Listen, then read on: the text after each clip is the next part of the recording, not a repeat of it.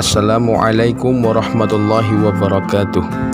Sahabat semuanya, pada kesempatan kali ini kami akan mengisahkan sebuah kisah, yaitu kisah Islamnya Sayyidina Suhaib radhiyallahu anhu.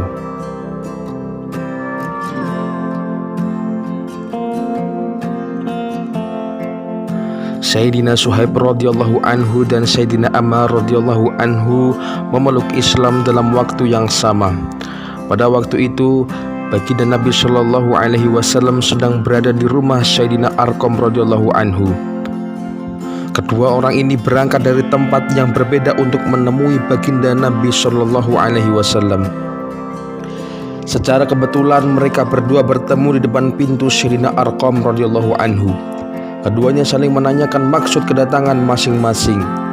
Ternyata maksud kedatangan mereka berdua sama, yakni untuk memeluk Islam dan berusaha mengambil keberkahan dari baginda Nabi Shallallahu Alaihi Wasallam.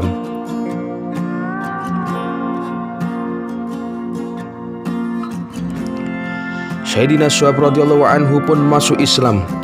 Setelah ia masuk Islam, ia juga mengalami penderitaan seperti kaum muslimin yang jumlahnya masih sangat sedikit dan lemah. Ia disakiti dengan berbagai macam cara. Akhirnya, ketika tidak tahan menanggung penderitaan itu, ia berniat untuk hijrah. Namun, kaum kafir Quraisy sangat tidak suka bila orang-orang Islam pergi ke tempat lain dan hidup dengan tenang. Apabila orang-orang kafir itu mendengar ada orang Islam yang akan berhijrah, mereka akan berusaha menghalang-halanginya. Orang-orang kafir Quraisy pun mengirim serombongan orang untuk mengejar dan menangkap Sayyidina Suhaib radhiyallahu anhu. Sayyidina Suhaib radhiyallahu anhu membawa satu wadah yang penuh dengan anak panah. Ia berseru kepada kaum kafir Quraisy, "Dengarkanlah, kalian tahu aku pemanah yang paling mahir di antara kalian. Selama masih ada tersisa satu anak panah padaku, kalian tidak dapat mendekatiku. Jika anak-anak panah ini habis, akan kugunakan pedangku untuk melawan kalian, sehingga pedang ini terlepas dari tanganku. Setelah itu berbuatlah semampumu.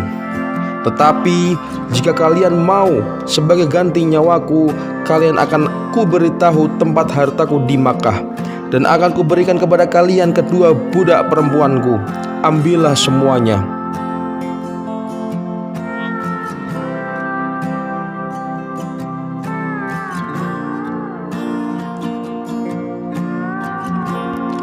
Kaum kafir menyetujui usul tersebut. Sayyidina Suhaib radhiyallahu anhu menyerahkan hartanya, kemudian melepaskan diri.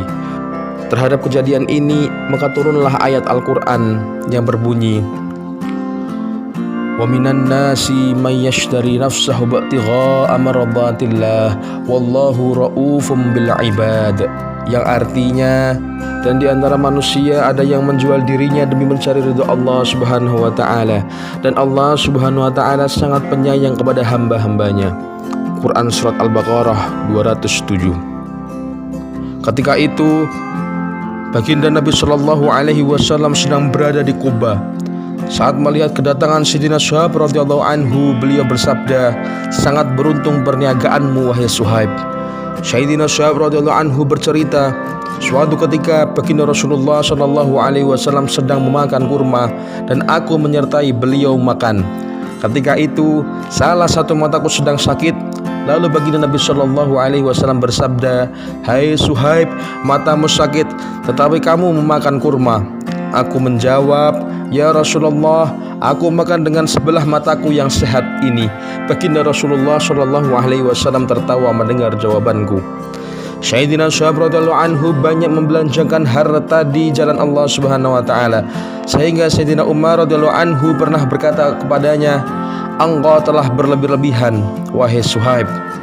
Sayyidina Suhaib radhiyallahu anhu menjawab, "Aku tidak menggunakannya untuk hal yang sia-sia."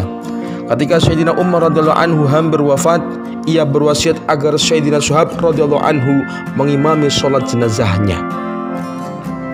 Sahabat yang dirahmati Allah Subhanahu wa taala, dalam kisah ini dapat kita simpulkan bahwa untuk memperjuangkan agama kita perlu berkorban, baik tenaga, harta, bahkan nyawa. Terima kasih. Wassalamualaikum warahmatullahi wabarakatuh.